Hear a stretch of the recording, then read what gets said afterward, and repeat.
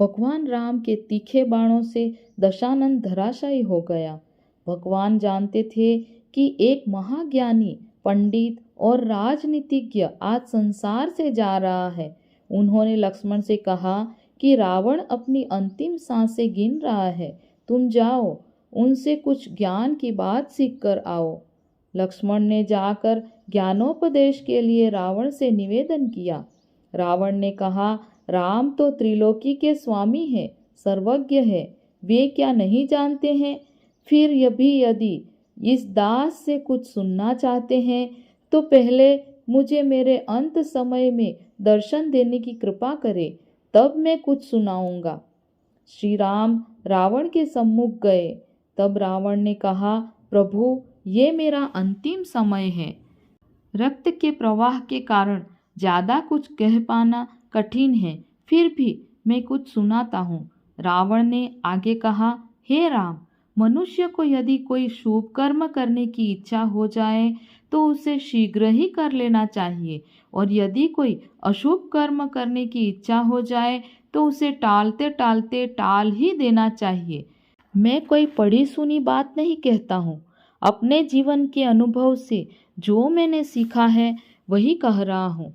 एक बार मैं नरक की ओर से गुजर रहा था। वहाँ मैंने देखा कि जीवों को बहुत दुख दिया जाता है। मेरे मन में आया कि मैं धरती से स्वर्ग तक सीढ़ी लगा दूं, ताकि सभी जीव आसानी से स्वर्ग जा सके, किसी को नरक जाना ही नहीं पड़े। समुद्र के खारे जल को देखकर मेरे मन में आया कि क्यों ना इस अपेय जल को उलीच कर समुद्र में दूध, घी, मक्खन आदि भर दूं। इससे लोगों को बहुत सुविधा हो जाएगी। मेरी लंका सोने की है, पर मैं सोचा करता था कि यदि सोना में सुगंध भी हो जाए तो कितना अच्छा होगा। मैं सोना में सुगंध भर देना चाहता था। देव, दानव, यक्ष, गंधर्व, यहाँ तक कि इंद्र, ब्रह्मा और विश्वकर्मा भी मेरे अधीन थे। मेरे लिए ये सब करना कोई बड़ी बात नहीं थी, पर मैं आजकल कहकर टालते चला गया। सोचा करता था कि इन कार्यों को कभी कर लूँगा। ये मुझसे बड़ी गलती हुई। अब हमारे पास इन्हें पूर्ण करने का समय ही नहीं बचा है। दूसरी तरफ एक बार आकाश मार्ग से मैं गुजर रहा था तो मैंने जंगल में एक सुंदरी स्त्री को देखा।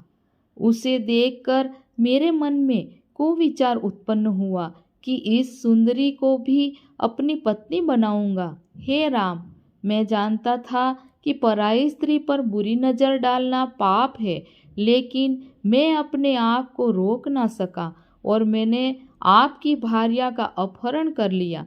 यदि मैं अपने उस कुविचार को उसी दिन रोक पाता तो आज यह बुरा दिन देखना नहीं पड़ता। इसीलिए मैंने कहा कि शुभ कर्म को शीघ्र कर लेना चाहिए और अशुभ कर्म को सदा के लिए टाल देना चाहिए, तभी जीवन में कल्याण संभव है।